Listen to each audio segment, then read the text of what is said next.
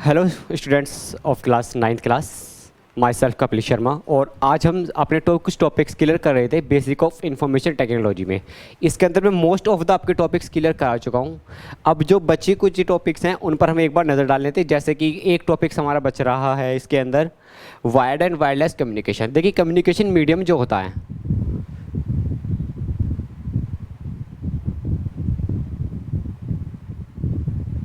Communication medium जो होता है वो दो तरह से होता है। एक होता है वायर्ड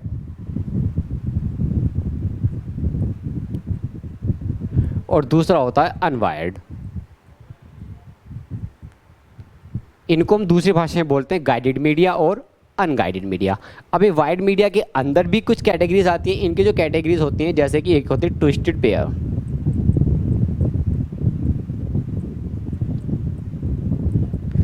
सेकंड जो आता है इसके अंदर वो आता है कोएक्सियल केबल, और जो तीसरा आता है, थर्ड आता है, वो आता है फाइबर ऑप्टिक। ठीक है, पहले हम इन्हीं को क्लियर कर लेते हैं कि ये केबल्स क्या होती हैं, इनको हम कैसे यूज़ करते हैं, उनका काम क्या है। देखिए, पहला है वायर्ड। वायर्ड से मीन्स आपको समझ में आ रहा होगा कि जिनके अंदर वायर्स लगे हुए हों, वो इस तरह का कम्युनिकेशन जिनका एक कम्युनिकेशन जिसको करने के लिए हम वायर का यूज़ करें, तो ऐसे कम्युनिकेशन को हम बोलते हैं वायर्ड कम्युनिकेशन। तो इनके अंदर क्या होता है, इनके अंदर केबल्स होती हैं, उन केबल्स का हम यूज़ करते हैं कम्युनिकेशन करने के लिए। तो देखते हैं, सबसे पहले आता है twisted pair cable. Twisted pair cables कैसे होते हैं? ट्विस्टेड पेयर केबल्स एक तरह की केबल्स होती है, बाद में मैं आपको इनकी एक फ़ोटोज़ भी दिखाएंगे आपको। तो ट्विस्टेड पेयर केबल होती है, उसके अंदर 8 तरह के वायर्स होती हैं। ठीक है, वो एक दूसरे के ऊपर लिपटी होती हैं। 8 वायर निकलेंगे, कलर्स होते हैं white green, white orange, green white, white green, white blue, blue white, इस तरह की केबल्स होती हैं। 8 तरह की केबल्स होती हैं, तो वो एक दूसरे के ऊपर लिपटी हुई होती हैं। उन्हीं का काम होता है कम्युनिकेशन करना। उन 8 केबल्स को एक प्रॉपर कलर ऑर्डर में लगाया जाता है। ये जानना आपके लिए ज़रूरी नहीं को कैसे ऑर्डर्स में होते हैं। फिलहाल आपके जो सिलेबस में है वो है कि हम उन्हें एक प्रॉपर कलर कोडिंग में लगाते हैं। प्रॉपर कलर कोड में लगाने के बाद वो एक सीक्वेंस में आ जाते हैं। उन सीक्वेंस को यूज़ करने के लिए, इन्हें यूज़ करने के लिए फिर हम एक कनेक्टर यूज़ करते हैं जिसे हम बोलते हैं RJ45 कनेक्टर होता है। एक RJ45 कनेक्टर होता है। ये आप जब आप इंटरनेट पे सर्च करेंगे RJ45 कनेक्टर्स, तो आपको एक कनेक्टर मिलेगा। आप देखेंगे कि एक जो ट्विस्टेड पेयर केबल जो होती है वो RJ45 कनेक्टर के अंदर लगाई जाती है। दोनों साइड ये अटैच होती है, दोनों साइड सेम कलर कोडिंग हमें रखनी होती है, और जब हम इनको यूज़ करते हैं तो हम कम्युनिकेट कर पाते हैं। इसका जो मेनली यूज़ होता है, इसका हम यूज़ करते हैं लोकल एरिया नेटवर्क के लिए। ठीक है, आप किसी ऑफिस में जाएंगे, आने वाले टाइम में जब आप जॉब करेंगे ऑफिस में जाएंगे, तो आपको वहाँ पर लोकल एरिया नेटवर्किंग मिलेगी। तो वहाँ पर आपको ये ट्विस्टेड पेयर केबल बहुत आराम से देखने के लिए मिल जाएगी। ठीक है, आप कुछ टॉपिक्स हैं, जैसे आपको इंटरनेट पर सर्च कीजिएगा ट्विस्टेड पेयर केबल्स, तो आपको ट्विस्टेड पेयर केबल्स के नाम से बहुत सारी केबल्स मिल जाएंगी। तो एक बार रिपीट करते हैं कि ट्विस्टेड पेयर केबल्स होती है, RJ45 कनेक्टर्स यूज़ करते हैं, कलर कोडिंग्स होती हैं, 8 तरह के वायर्स होती है, एक प्रॉपर कलर कोडिंग इनको दी जाती है। तो ये होता है ट्विस्टेड पेयर केबल। दूसरा आता है कोएक्सियल केबल। कोएक्सियल केबल कैसी होती है? कोएक्सियल केबल भी ऐसी होती है। देखिए, कोएक्सियल केबल्स मैं आपको दिखाऊं। कोएक्सियल केबल एक तरह की केबल है, ये इसके ऊपर कवर है, इसके अंदर से यहाँ से वायर निकलती है जिसको हम प्लास्टिक शील्ड बोलते हैं। प्लास्टिक शील्ड होती है, यहाँ पर इसके ऊपर फॉइल होती है लगी हुई, फॉइल केबल होती है, और यहाँ से निकल के आती है मेन केबल। इस तरह से एक ये कोएक्सियल केबल का डिज़ाइन होता है। आप देख पा रहे होंगे, ये हमारी मेन केबल से जो ब्लैक, जैसे आप नॉर्मल केबल होती है ब्लैक कलर की, वो है। इसके अंदर प्लास्टिक की शील्ड निकलेगी, प्लास्टिक की शील्ड के अंदर फॉइल केबल निकलती है, और अब उसके बाद मेन वायर निकल के आता है, कॉपर वायर निकल के आता है। ये आपने कहाँ देखा है? ये केबल आपके घर में है। कहाँ है? ये केबल लगी हुई है आपके टीवी में, LED में। जो केबल्स आपको सैटेलाइट से आ रही है, बहुत से लोगों के घर में dish TV, Tata sky, Videocon लगा होगा, तो छतरी से केबल्स आपके सेटअप बॉक्स में आ रही होगी। कुछ के यहाँ जो लोकल केबल ऑपरेटर्स होते हैं वो वायर्स फैला के जाते हैं, लेकिन केबल्स दोनों की सेम होती है। तो ये वाली केबल जो होती है, जो डिश वाली केबल जो होती है, इसको हम कोएक्सियल केबल बोलते हैं। ठीक है, आगे से कभी आप मार्केट में जाएं, आपके केबल्स ख़राब हो, तो आप उससे कहेगा हमें कोएक्सियल केबल चाहिए, तो एक इफेक्ट पड़ता है कि उनको उस सामने वाले को लगता है कि हाँ, इसे नॉलेज है। ठीक है। तो ये कोएक्सल केबल बोलते हैं इसको। इसका यूज़ भी ट्रांसमिशन करने के लिए यूज़ किया जाता है। सिंपल सी बात है कि कम्युनिकेशन किसी फॉर्म में हो सकता है। कम्युनिकेशंस का मीन्स सिर्फ ये नहीं है कि दो लोग आमने सामने बात कर रहे हैं वो कम्युनिकेशन है, नहीं। आप अगर कुछ इंटरनेट पे देख पा रहे हैं, सामने वीडियो कॉन्फ्रेंसिंग चल रही है या कुछ टीवी देख रहे हैं, that is also a one type of communication, वो भी एक तरह का कम्युनिकेशन ही है। तो वायर्ड हो गई, ये केबल होगी, कोएक्सल केबल हो गई। उसके बाद नेक्स्ट आते हैं fibre optic cables. Fibre optic cable जो होती है वो भी कुछ इसी तरह की केबल्स होती है। अगर मैं आपको एक सिंपल सा डिज़ाइन बना के दिखाऊं कोएक्सल केबल का, तो इसके अंदर भी कुछ इस तरह की केबल्स होती हैं। ये केबल्स बहुत ज़्यादा महंगी होती हैं। देखिए, ये एक यूज़ हो रही है इंटरनेट कनेक्टिविटी के लिए, इससे बेटर स्पीड ये देते हैं, लेकिन सबसे बेहतर स्पीड, हाई स्पीड जो देते हैं वो देते हैं फाइबर ऑप्टिक केबल्स। ओके, ये केबल्स जो होती हैं आमतौर पर बहुत ज़्यादा महंगी होती हैं। मिलती कहाँ हैं ये केबल्स? आपको नॉर्मल मार्केट्स में नहीं मिलेंगी। आपको एक इसके लिए बहुत रजिस्ट्रेशन कराना पड़ता है, तब जाके आपको ये केबल्स मिल पाती हैं। नॉर्मल्स जो हैं इनको आप देख पाएंगे कि जो इंटरनेट सर्विस प्रोवाइडर्स होते हैं, जो वाईफाई वगैरह कनेक्शन के लेने आते हैं, वो इनको यूज़ करते हैं। ये केबल्स और कहाँ मिल सकती हैं? देखिए, अगर आप ध्यान से सोचेंगे तो आपने कभी सड़क के किनारे बहुत बड़े बड़े बॉक्स लगे हुए देखे होंगे, बहुत बड़े बड़े बॉक्स लगे देखे होंगे, उनके ऊपर केबल्स लिपटी देखी होंगी, कभी किसी गाड़ी में जाते हुए देखे होंगे या कहीं ज़मीन के अंदर बिछी हुई देखी होंगी। तो वो सारी केबल्स जो होती है वो फाइबर ऑप्टिक केबल्स होती हैं। ये बहुत ही ज़्यादा कॉस्टली होती हैं। आपने कभी सोचा है कि आखिर हम बिना वायर के आपस में कनेक्ट कैसे हैं, सारे वर्ल्ड आपस में कनेक्ट कैसे हैं? तो वो कनेक्ट है हम केवल फाइबर ऑप्टिक केबल की वजह से। ये फाइबर ऑप्टिक केबल समुद्र के रास्ते बिछाई जाती हैं, समुद्र के रास्ते पूरे देश को जोड़ती हैं। ये केबल्स ऐसी होती है ना तो कभी ख़राब होती है ना इनमें कभी कुछ कमी आती है। हाई स्पीड डाटा ये हमें प्रोवाइड कराती है, समुद्र के रास्ते ये पूरे वर्ल्ड को आपस में कनेक्ट करती हैं। ठीक है, तो ये हुआ वायर्ड कनेक्शन या फिर हम बोलते हैं वायर्ड कम्युनिकेशन। अब अनवायर्ड के अंदर क्या क्या आता है? अनवायर्ड के अंदर आपके सिलेबस के अगर हिसाब से चले तो उसमें है wifi, Bluetooth, microwave, radio wave और इंफ्रारेड। ये सारी कम्युनिकेशंस जो होते हैं ये सब अनवायर्ड कनेक्शंस होते हैं। अब ये होता क्या है? देखिए, वाईफाई का पूरा नाम आपने सुना होगा, वायरलेस फाइडेलिटी इसका पूरा नाम होता है। इसकी मैक्सिमम रेंज जो होती है वो 25 मीटर्स की होती है। ये केवल मैक्सिमम 25 रेंज तक ही कैप्चर्स कर सकता है वाईफाई। डिपेंड करता है कि आप किस तरह का वाईफाई यूज़ कर रहे हैं। अगर वाईफाई अच्छी क्वालिटी का यूज़ करें तो रेंज इसकी इससे ज़्यादा भी हो सकती है, लेकिन जो आप मोबाइल्स में आपका वाईफाई फैसिलिटीज़ होती है उसमें मैक्सिमम रेंज केवल 25 मीटर्स की होती है। उसके बाद इनके सिग्नल जो हैं वो वीक होते चले जाते हैं, बहुत मुश्किल से ये हम कैच कर पाते हैं। ब्लूटूथ सभी के मोबाइल में होता है। ब्लूटूथ की मैक्सिमम रेंज होती है वो मैक्सिमम केवल 10 मीटर तक की रेंज कलेक्ट करता है। केवल 10 मीटर की रेंज के बाद ब्लूटूथ कनेक्शंस हो जाते हैं स्लो या कभी कभी कैच भी नहीं करते। तो वाईफाई की स्पीड जो होती है वो फास्ट होती है। ये आमतौर पर 9 Mbps तक की स्पीड आपको सेंड कर देता है। 1 सेकंड के अंदर 9 Mbps कर देगा, Mbps, ठीक है, 9 MB पर सेकेंड्स। ब्लूटूथ की स्पीड जो होती है वो केवल जो 10 मीटर होती है और ये केवल मैक्सिमम 3 MB तक का डाटा एक बार में सेंड कर पाता है। 3 MB या इससे भी कम कभी कभी हो जाता है, 3 MB का डाटा करता है ये। माइक्रोवेव्स, जो सैटेलाइट्स होती हैं, जो सैटेलाइट्स होते हैं जो मोबाइल कम्युनिकेशन यूज़ करते हैं वो कम्युनिकेशन यूज़ करते हैं माइक्रोवेव। ठीक है, जो सैटेलाइट्स लगी होती हैं घर पे, जो आपके आसपास टावर लगा होता है, वो कैसी फ्रीक्वेंसी सेंड कर रहे हैं? वो फ्रीक्वेंसी सेंड कर रहे हैं माइक्रोवेव्स। ठीक है, इनकी स्पीड जो होती है, इनकी स्पीड इन दोनों के मुकाबले बहुत बेहतर होती है। ठीक है, टावर्स पे कनेक्ट होते हैं, इसलिए जो है टावर्स भी काफ़ी दूर दूर पर लगाए जाते हैं ताकि वो जिससे कि वो ईजिली कम्युनिकेट कर सके और कनेक्शन भी ब्रेक ना हो। उसके बाद आती है रेडियो वेव। रेडियो वेव आपने अगर साइंस में पढ़ा होगा, रेडियो वेव्स कैसी होती हैं? रेडियो वेव्स को कनेक्ट होने के लिए, चलने के लिए, फ्लो करने के लिए ज़रूरत पड़ती है एयर की। ठीक है, इनका कोई टावर नहीं होता, इनका कुछ नहीं होता, जैसी हवा रहेगी, जिस तरह से हवा रहेगी उसी तरह से चलते हैं। जैसे कि आपके रेडियोज़ होते हैं, radio city, red FM, radio मिर्ची, ये सब कैसे हैं?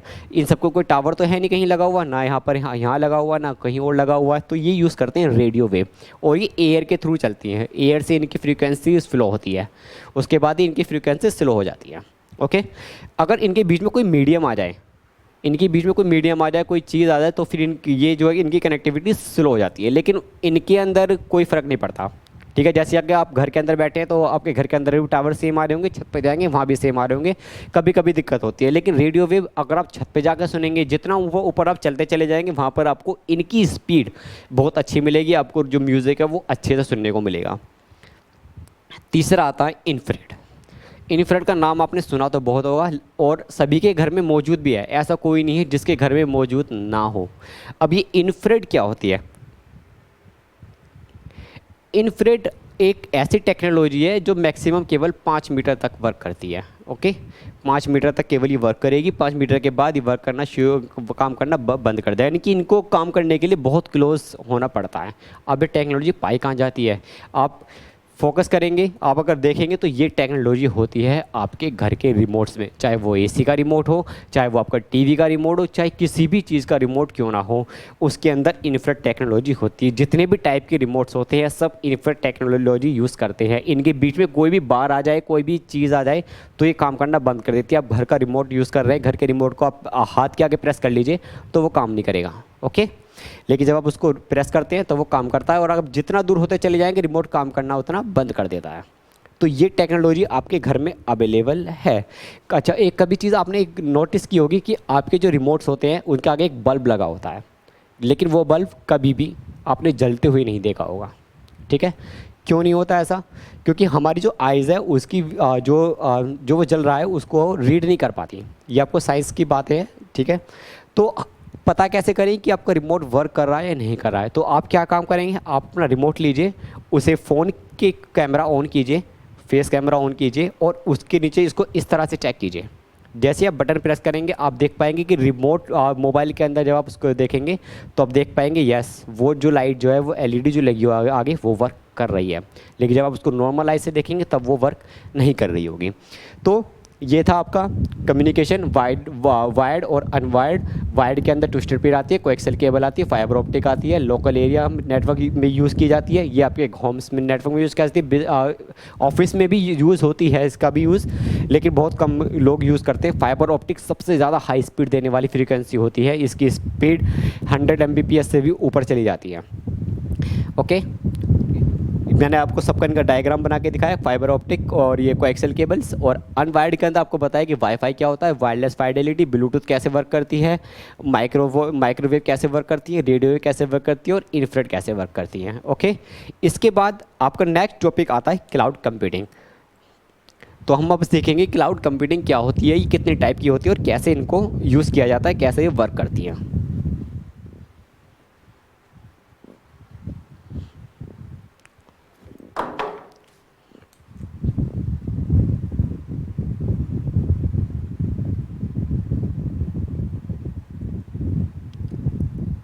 क्लाउड कंप्यूटिंग सबसे पहले मतलब समझ लीजिए कि क्लाउड कंप्यूटिंग है क्या। यहाँ क्लाउड से मतलब बादलों से नहीं है, ठीक है। ऐसा कुछ नहीं है कि बादलों में के ऊपर कुछ है, ऐसा कुछ नहीं है। तो क्लाउड कंप्यूटिंग का सेंस क्या है? क्लाउड कंप्यूटिंग का सेंस होता है कि अपने डाटा को एक ऐसी जगह डाल देना जहाँ से वो कभी डिलीट ही ना हो पाए, कभी भी डिलीट ना हो, चाहे आंधी आए, तूफान आए, भूकंप आ जाए, अर्थक्वेक आ जाए, कुछ भी हो जाए, लेकिन वो आपका जहाँ से डाटा डिलीट नहीं होगा।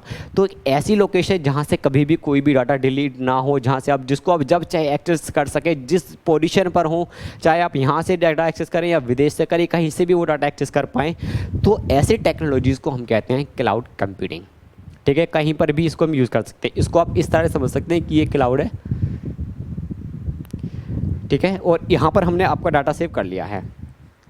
अब जो यूज़र जो है वो वर्ल्ड में कहीं भी जाए, किसी भी जगह जाए, वो वहाँ से अपने उस डाटा को एक्सेस कर सकता है, ठीक है। तो ये था हमारा क्लाउड कंप्यूटिंग। क्लाउड कंप्यूटिंग होती कितने टाइप की? क्लाउड कंप्यूटिंग होती है आपके 3 टाइप की। एक होती है पब्लिक, एक होती है प्राइवेट, और तीसरी जो होती है इन दोनों का कॉम्बिनेशन हाइब्रिड। आपके सिलेबस में पब्लिक है और प्राइवेट है, फिर भी हम आपको हाइब्रिड के बारे में बता के चलेंगे कि हाइब्रिड कैसे होती है। तो पब्लिक क्लाउड कंप्यूटिंग क्या है? एक पब्लिक का मीन्स ये है कि आम जनता, एक ऐसा ही कंप्यूटिंग जिसको कोई भी यूज़ कर सके, आम जनता भी यूज़ कर सके, ऐसी जो कम्युनिकेशन होती है, ऐसी जो कंप्यूटिंग होती है, उसे बोलते हैं पब्लिक क्लाउड कंप्यूटिंग। वहाँ से आप, मैं, कोई भी और भी यूज़र कोई भी वहाँ से डाटा एक्सेस कर सकता है। यहाँ पर सिक्योरिटी नाम की कोई चीज़ नहीं होती। तो इस तरह से ही होती है पब्लिक क्लाउड कंप्यूटिंग। दूसरी आती है प्राइवेट यानी कि पर्सनल। अब पर्सनल है तो मीन्स साफ समझ आ रहा है कि इसको कोई और एक्सेस कर ही नहीं पाएगा, कभी भी कहीं पर भी आप इसको यूज़ कर सकते हैं, केवल आप ही इसका यूज़ कर पाएंगे और कोई अदर पर्सन इसका यूज़ नहीं कर सकता। अब आती है इनके बाद प्राइस की। प्राइस में क्या होता है, देखिए पब्लिक है, आम जनता के लिए खुला हुआ है ये, तो जाहिर सी बात है इसके प्राइस कम होंगे। लेकिन प्राइवेट मीन्स वीआईपी। अगर आपको वीआईपी मंदिर में आप खड़े हैं, आपको पब्लिक लाइन में लगे हैं, तो आपको कम पैसा देना पड़ेगा, नंबर भी देर से आएगा।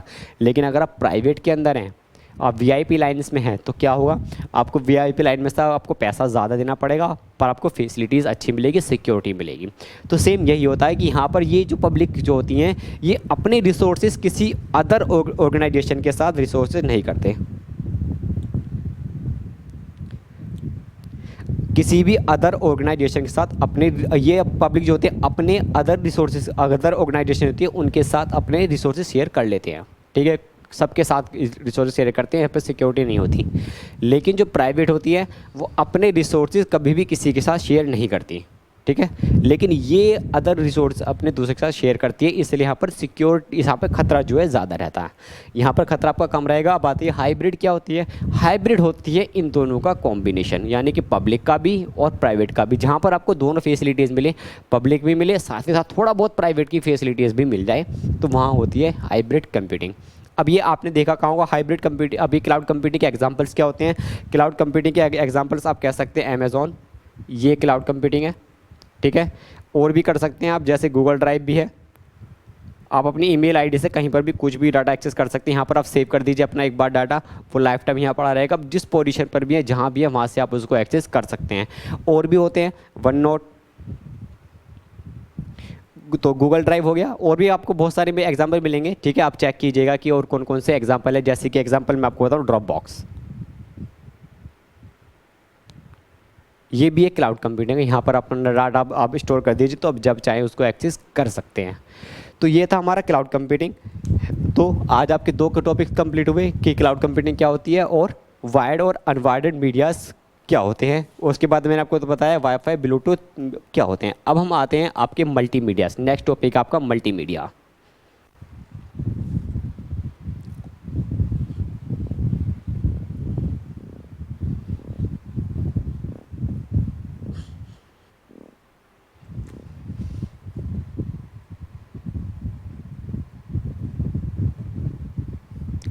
मल्टीमीडिया के नाम से आपके दिमाग में आ रहा होगा कि ज़रूर इसके अंदर कुछ अलग होगा। नाम तो आपने सुना होगा, लेकिन इसके अंदर है क्या वो देख लेते हैं। मल्टीमीडिया के अंदर हमारी मेन चीज़ें आती हैं पिक्चर्स, ओके, ऑडियो, वीडियो और एनिमेशन। ये सारे मल्टीमीडिया के टाइप्स होते हैं। मल्टीमीडिया जो बना है इन चारों की कॉम्बिनेशन से बना है। मल्टीमीडिया में जो आप देख पा रहे हैं, सुन पा रहे हैं, और जो आप पिक्चर्स देख पा रहे हैं, और जो आप एनिमेशन देख पा रहे हैं, वो सब क्या है? वो सब है मल्टीमीडियाज़। ये सब मल्टीमीडियाज़ की कैटेगरीज है। अब पिक्चर्स के अंदर क्या होता है? देखिए, पिक्चर सिंपल एक पिक्चर है, तो पिक्चर के अंदर क्या हुआ है? पिक्चर कहीं पर मूव नहीं कर सकती, मूविंग पिक्चर्स भी होती है। लेकिन पिक्चर के फॉर्मेट्स क्या होते हैं? हम पिक्चर के फॉर्मेट से एक बार नज़र डाल लेते हैं। पिक्चर के फॉर्मेट होते हैं जेपीजी। आप कैसे पता करेंगे कि जो चीज़ आप देख पा रहे हैं वो पिक्चर है, वीडियोज़ है, ऑडियो है या एनिमेशन है? तो सबसे पहला आता है .jpg। आपने अभी मोबाइल्स पे जाइएगा, अपने मोबाइल्स के फाइल मैनेजर पे जाइएगा। फाइल मैनेजर पे जाके आप देखेंगे, जो आप इमेजेस खोलेंगे उसको आप डिटेल्स में जाइएगा उसकी, तो वहाँ पे आपको .jpg लिखा हुआ मिलेगा, या फिर .jpeg लिखा हुआ मिलेगा, या फिर png भी लिखा हुआ मिल सकता है, और या फिर GIF भी होता है। नॉर्मली आपने व्हाट्सएप पे GIF भी, ऐसी चीज़ें भी देखी होंगी। तो ये सब जो हैं, ये सब पिक्चर्स के फॉर्मेटेड होते हैं। JPG joint picture group, JPEG joint picture expert group, और उसके बाद आता है PNG पोर्टेबल नोटेशन ग्रुप, और उसके बाद आता है जिफ, ये आपको आप खुद देखिएगा क्या होती है। उसके बाद आती है ऑडियो।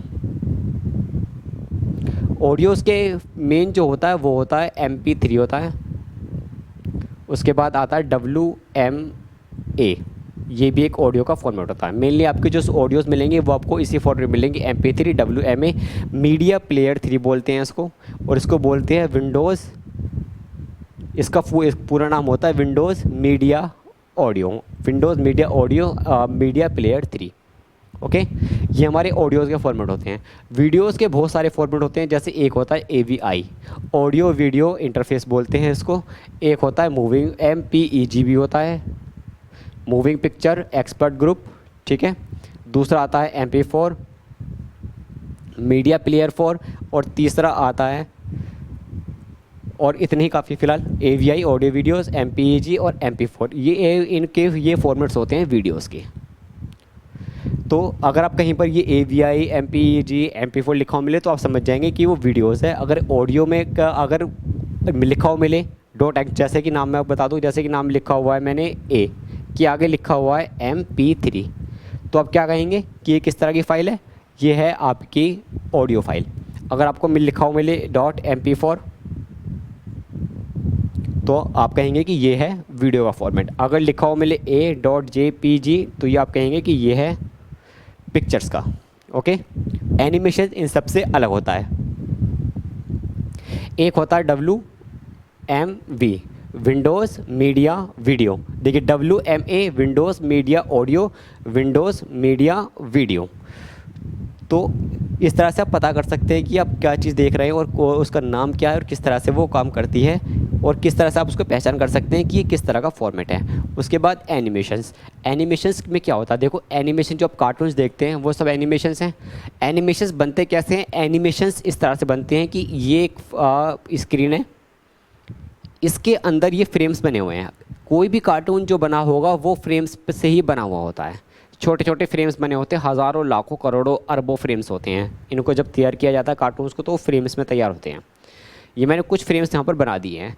हर किसी के अंदर जो है एक छोटे छोटे पार्ट्स में बना हुआ है। जैसे कि इसके अंदर एक कोई टॉम एंड जेरी का कार्टून ले लीजिए, तो वो टॉम इसके पीछे भाग रहा है तो उनके हर एक स्टेप का एक अलग फ्रेम होगा। जैसे जैसे वो चल रहे हैं हर एक मूव का एक अलग फ्रेम होगा। तो जब ये फ्रेम इतनी तेज़ी से एक साथ चलते हैं, बहुत तेज़ी से एक साथ चलते हैं, तो हमें ये लगता है कि ये मूव कर रहे हैं, कि वो कार्टून जो है मूव कर रहा है, वो कार्टून रियल है। लेकिन असल में क्या होता है, ये फ्रेम इस तरह से चल रहे होते हैं। एक फ्रेम गया, दूसरा आया, तीसरा गया, चौथा, पांचवा, छठा, सातवां, इस तरह से ही चल रहे होते हैं। वो कोई रियल कार्टून्स नहीं है, वो सब एनिमेशन जो है वो सब फ्रेम बेस्ड होते हैं। ठीक है, तो ये हुआ एनिमेशंस का काम। नेक्स्ट टॉपिक जो है आपका, अब मैं आपके इस वक्त यूनिट 1 ख़त्म करा चुका हूँ। नेक्स्ट टॉपिक है वो है cyber safety. Okay, cyber safety unit 2 आपकी शुरू हो रही है। साइबर सेफ्टी, मैंने आपको जितने भी टॉपिक्स बताए हैं वो सभी आपके सिलेबस में हैं। कुछ टॉपिक्स आपके सिलेबस से अलग भी बताए हैं। आज अब हम सीखेंगे साइबर सेफ्टी क्या होती है।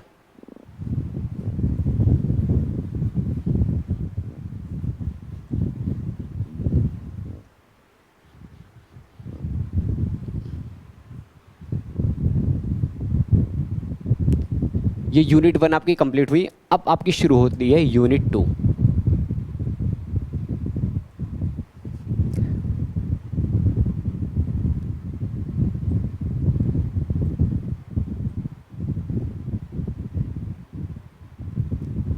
साइबर सेफ्टी, साइबर से नाम, साइबर से समझ में आ रहा है आपको। साइबर का मीन्स होता है कि आप इंटरनेट पर जो भी कुछ देख पा रहे हैं, जो कुछ कर रहे हैं आप, वो सब साइबर है। चाहे आप उस पर अपनी आईडीज चलाएं, चाहे आप ऑनलाइन गाने सुने, चाहे ऑनलाइन कुछ वर्क कर रहे हैं, कुछ भी इंटरनेट से रिलेटेड जो भी वर्क आप कर रहे हैं वो सब साइबर आता है। और सेफ्टी का मीन्स है कि आपको इंटरनेट यूज़ करते वक्त किन किन चीज़ों को आपको ध्यान रखना चाहिए, वो सब साइबर सेफ्टीज़ के अंदर आते हैं।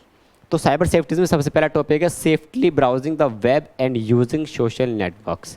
Safely browsing the web and using social network का सेंस क्या है।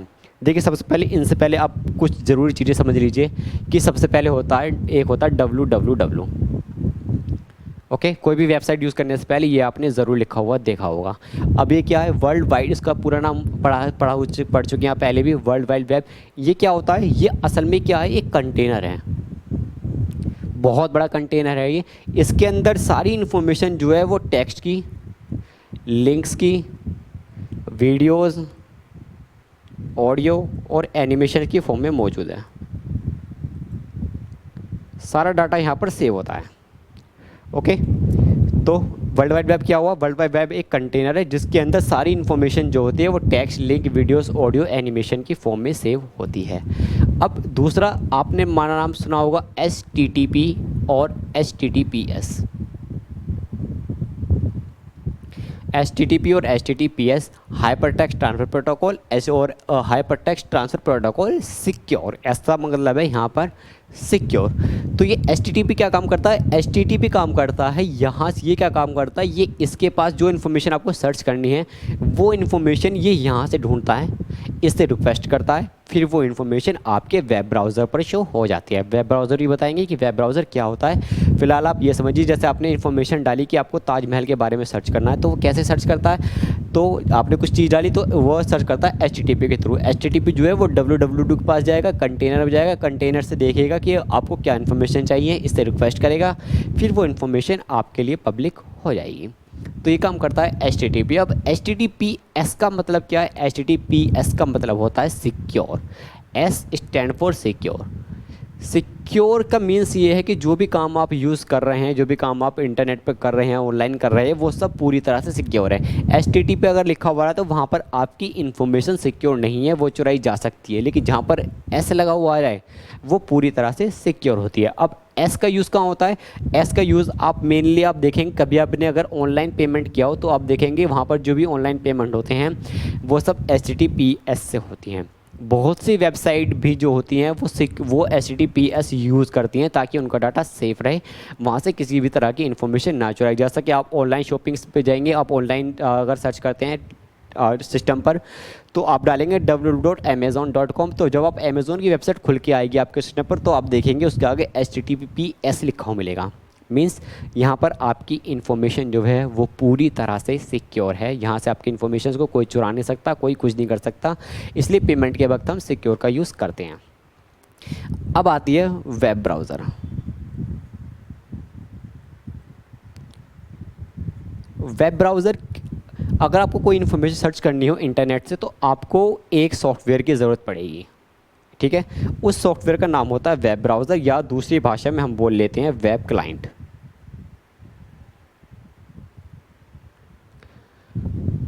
वेब ब्राउज़र और वेब क्लाइंट दोनों सेम है। वेब ब्राउज़र का काम क्या होता है? आपको कोई भी अगर इंटरनेट से कोई भी इन्फॉर्मेशन चाहिए तो आपको एक पर्टिकुलर सॉफ्टवेयर की ज़रूरत पड़ेगी जिसका नाम होता है वेब ब्राउज़र। बिना एक भी ब्राउज़र्स के, बिना ब्राउज़र यूज़ किए आप किसी भी तरह की कोई भी इन्फॉर्मेशन इंटरनेट से नहीं निकाल सकते।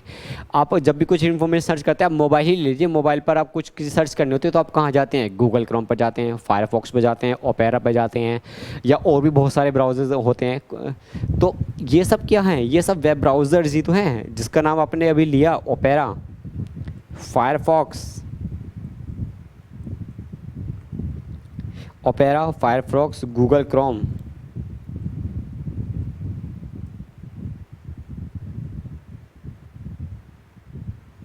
ओपेरा, फायरफॉक्स, गूगल क्रोम, ये सब वेब ब्राउज़र ही तो हैं। इन्हीं के थ्रू तो आप कोई भी इन्फॉर्मेशन सर्च करते हैं। तो वेब ब्राउज़र का काम क्या होगा? किसी भी इन्फॉर्मेशन को यहाँ पर सर्च करना। अब हम बात आते हैं साइबर सेफ्टीज़ पर। अब यहाँ से आपको टॉपिक्स क्लियर होते चले जाएंगे। पहले आपको इन टॉपिक्स को क्लियर होना ज़रूरी था, तभी आपको अब जो टॉपिक्स समझाए जाएंगे वो आपके क्लियर हो पाएंगे।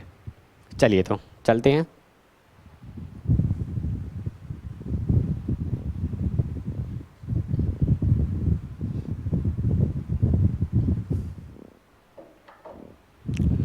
साइबर सेफ्टी में हमें क्या क्या क्या जिन बातों का ध्यान हमें रखना चाहिए वो हम चीज़ यहाँ पर सीखेंगे। सबसे पहला तो ध्यान आपको यही रखना है कि आपकी जो इन्फॉर्मेशन है वो HTTPS पर ही यूज़ करें। अगर कोशिश करेंगे तो HTTPS ही यूज़ होना चाहिए। ओके, HTTPS यूज़ करेंगे तो आपका डाटा सिक्योर रहेगा। दूसरा, अपनी इन्फॉर्मेशन उसको कॉन्फिडेंशियल रखें। जो भी आपकी इन्फॉर्मेशन हैं उसको पूरी तरह से कॉन्फिडेंशियल रखेंगे। कॉन्फिडेंशियल मीन्स ये है कि कभी कभी क्या होता है, आप फेसबुक पर अपने अकाउंट बना हुआ है, वहाँ पर आप अपने बारे में सारी डिटेल्स डालते रहते हैं। अपना फ़ोन नंबर भी, अपनी ईमेल आईडी तो खैर डलती ही है, अपना फ़ोन नंबर्स, अपनी पर्सनल डिटेल्स के बारे में कि मेरे घर में ये है, ये लोग मेरे से जुड़े हुए हैं, और जो जो आप डेली एक्टिविटीज़ करते हैं वो सारी इन्फॉर्मेशन आप इस पर डाल देते हैं। तो ये चीज़ गलत है। ठीक है। ये चीज़ का हमें इन्हीं चीज़ों का हमें ध्यान रखना चाहिए। अपनी पर्सनल इन्फॉर्मेशन केवल जो आपके लिए ज़्यादा ऐसी इन्फॉर्मेशन जो आपके लिए ज़्यादा इंपॉर्टेंट ना हो, जिनको आपको अगर पता भी चल जाए तो कोई आपको प्रॉब्लम ना हो, इस तरह की इन्फॉर्मेशन हमें सोशल नेटवर्किंग वेबसाइट पर डालनी चाहिए। अपनी प्राइवेसी, अपनी जो पर्सनल इन्फॉर्मेशन है वो कभी भी इसके ऊपर हम नहीं डालें। तीसरा जो आता है वो आता है पासवर्ड। अपने पासवर्ड को हमेशा स्ट्रॉन्ग बना के रखिए। आमतौर पर हम क्या करते हैं, हम पासवर्ड जो है अपना नाम डाल देते हैं, तो ये एक बहुत वीक पासवर्ड है। अगर आपको अपना पासवर्ड अच्छा बनाना है, कॉम्बिनेशन सब अच्छा यूज़ करना है, तो आपको क्या यूज़ करना पड़ेगा, आपको यूज़ करने पड़ेंगे सिंबल। ठीक है, अपर केस, लोअर केस और नंबर। इन चारों नंबर का आप यूज़ कीजिए। जब आप इन चारों नंबर का यूज़ करेंगे तो आपका पासवर्ड स्ट्रॉन्ग हो जाएगा। एक एग्जांपल के लिए अगर मैं बताऊं, जैसे कि आपको अपना पासवर्ड जो है पासवर्ड ही रखना है। बहुत से लोग क्या करते हैं, पासवर्ड को पासवर्ड ही रख लेते हैं। अभी वैसे तो इजीली क्रैक हो रहा है, लेकिन हम इसको थोड़ा टिपिकल बनाते हैं। हम इसी पासवर्ड को बनाएंगे लेकिन थोड़ा टिपिकल बना देंगे।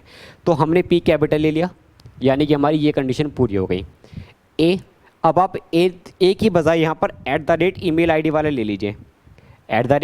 एस लिखा हुआ, डबल एस लिखा हुआ, यहाँ पर आप ले लीजिए सिंबल, डॉलर के साइन। ठीक है, डब्ल्यू को ऐसे ही रहने दीजिए, यानी कि आपकी लोअर केस वाली कंडीशन पूरी हो गई, सिंबल्स वाली पूरी हो गई। और नंबर्स की पूरी कर लेते हैं। यहाँ ओ की जगह ले लीजिए 0 और फिर आर और फिर डी। अभी पासवर्ड आपका देखने में तो पासवर्ड ही है, लेकिन ये बहुत स्ट्रॉन्ग पासवर्ड बन गया है। इसका यूज़ ना करें, क्योंकि ये भी बहुत ज़्यादा इजीली अब यूज़ करने लगे हैं। तो ये भी अब जो है हैकर्स की, क्रैकर्स की नज़र में रहता है। तो ये बस मैंने आपको एक एग्जांपल के लिए बताया कि आप अपने पासवर्ड को इस तरह से रख सकते हैं, स्ट्रॉन्ग बना सकते हैं। तो ये थी हमारे पास इसका। अब हम चलते हैं और चीज़ें देखते हैं और क्या है। प्राइवेसीज हो गई, कॉन्फिडेंशियल ऑफ इन्फॉर्मेशन हो गई। अब आते हैं साइबर स्टॉकिंग, वायरसेस के बारे में पढ़ते हैं।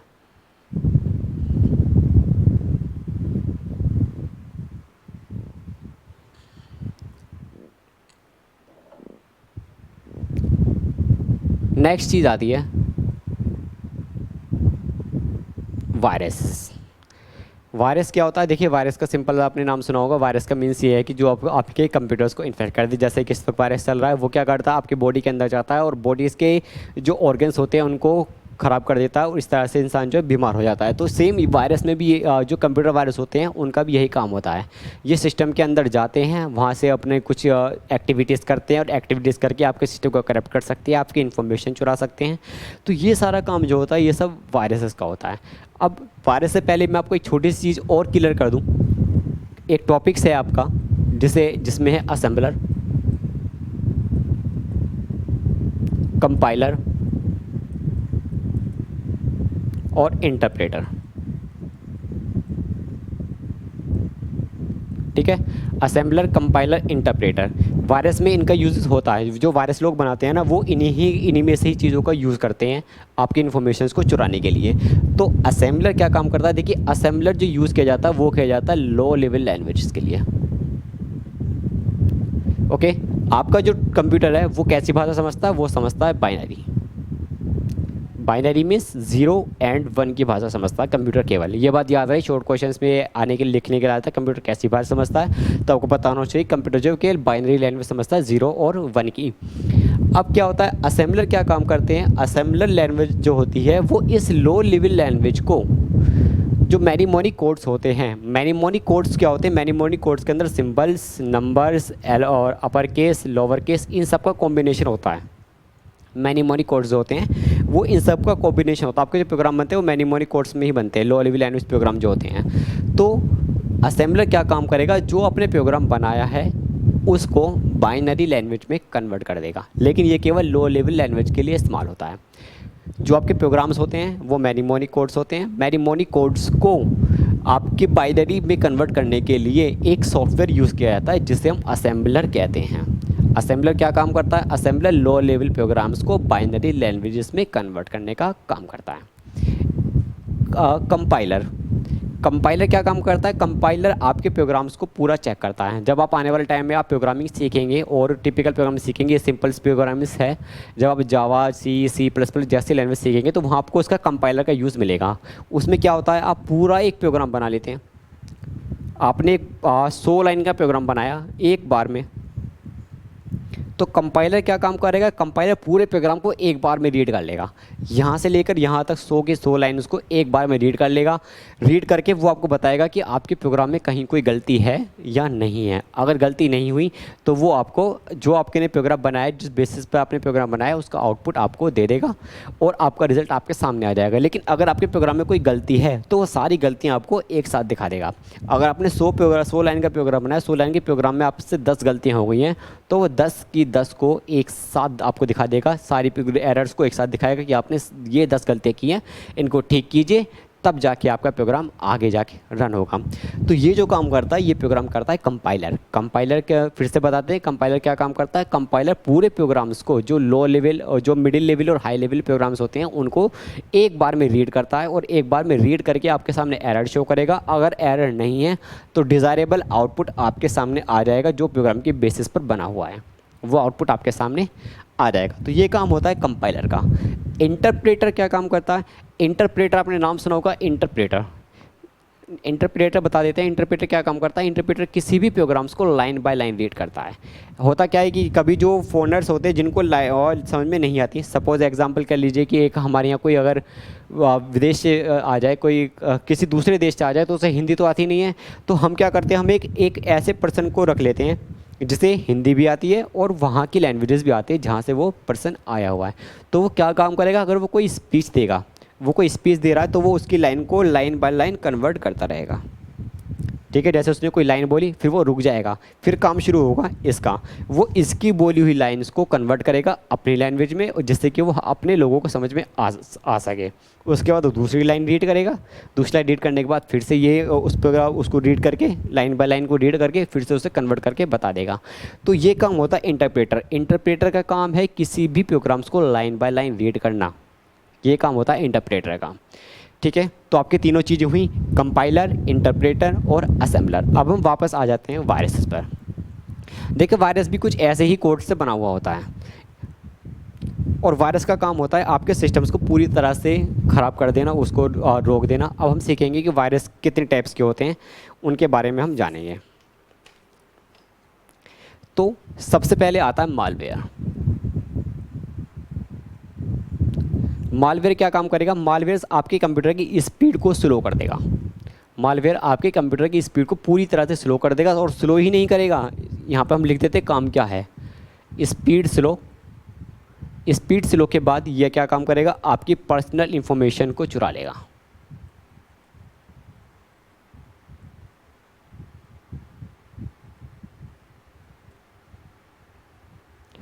पर्सनल इंफॉर्मेशन को चुरा लेगा। उसके बाद आते हैं दूसरा, एडवेयर। एडवेयर देखने में आपसे नाम में समझ में आ रहा है, ऐड, यानी कि जब अभी आप कुछ प्रोग्राम कर रहे हैं, आप कुछ देख रहे हैं, इंटरनेट पर कुछ देख रहे हैं, तो आपके सामने पॉपअप्स होके ऐड आते हैं। आप मोबाइल पर इंटरनेट यूज़ करते हैं तो कभी कभी क्या होता है, क्लिक करते हैं तो दूसरे ऑप्शंस खुल के सामने आ जाते हैं। वो सब क्या होते हैं? वो सब एडवेयर होते हैं। ये बार बार आपके आके आपकी पर्सनल इन्फॉर्मेशन को चुराने का काम करते हैं।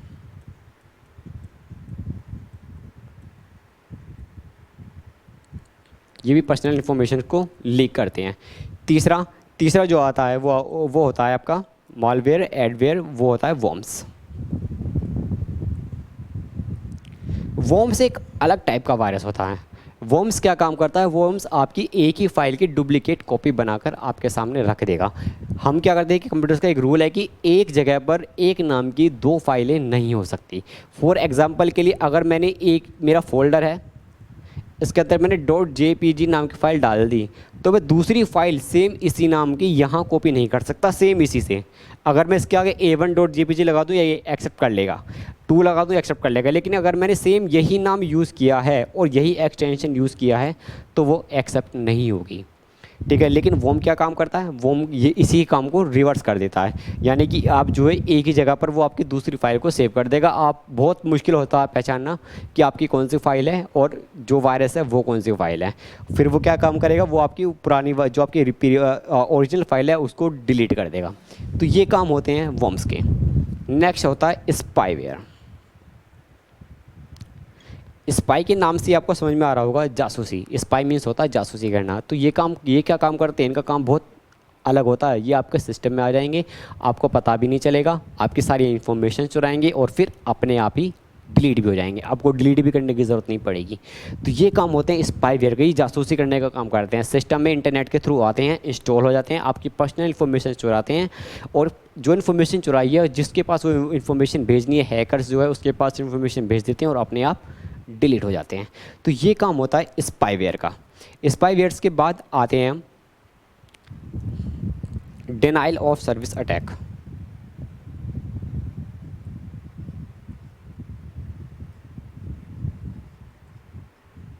डिनाइल ऑफ सर्विस अटैक ये काम क्या काम करेगा, ये आपके सिस्टम्स की बायोस होता है, सिस्टम में एक basic input output system BIOS होता है, उसको करप्ट कर देता है, यानी कि आपका पूरा का पूरा ऑपरेटिंग सिस्टम ही आपका डिलीट हो जाएगा। तो ये सब थे एग्जांपल्स हमारे वायरस के। वायरस में एक बार हम फिर से रिपीट कर लेते हैं। वायरस क्या काम करते हैं, वायरस काम करते हैं आपके सिस्टम उसको हैंग करना, स्लो करना, पर्सनल इन्फॉर्मेशन चुराना, ये सारे काम जो होते हैं ये सब वायरस के होते हैं। मालवेयर क्या काम करते हैं, स्पीड स्लो कर देते हैं, पर्सनल इन्फॉर्मेशन चुरा देते हैं। एडवेयर क्या काम करते हैं, ये पॉपअप्स होके आते हैं, बार बार आपके सामने ऐड होके आएंगे, आपको उनको देखने में अच्छा लगेगा, जैसे आप उसके ऊपर क्लिक करेंगे आपकी इन्फॉर्मेशन चुराई जा चुकी होगी। वॉर्म्स अपने आप को रेप्लिकेटेड करते हैं। रेप्लिकेटेड मीन्स अपने आप को कॉपी करना। ये एक ही नाम की दो फाइलें एक साथ सेव कर लेते हैं। उसके बाद आते हैं स्पाईवेयर जासूसी करने का काम करते हैं, सिस्टम में आएंगे और अपने आप ही फिर ये आपके सिस्टम में आएंगे और आपकी जासूसी करके सिस्टम की इंपॉर्टेंट इन्फॉर्मेशन चुरा के उसको डिलीट कर देंगे। डिनाइल ऑफ सर्विस अटैक में होता है जो कंप्यूटर का ऑपरेटिंग सिस्टम होता है डायरेक्ट उसे ही टारगेट करते हैं। ठीक है, तो यहाँ तक हुआ आपका। तो बस अभी के लिए इतना ही। ये आपके 2 यूनिट्स मैंने ख़त्म करा दिए। अगर कुछ है टॉपिक्स क्लियर नहीं हुए हैं तो आप वो मुझे कमेंट बॉक्स में ज़रूर बताएं या मुझे पर्सनल ज़रिए बताएं, वो मैं आपकी प्रॉब्लम सॉल्व करने की पूरी कोशिश करूँगा। Okay friends, thank you, have a nice day.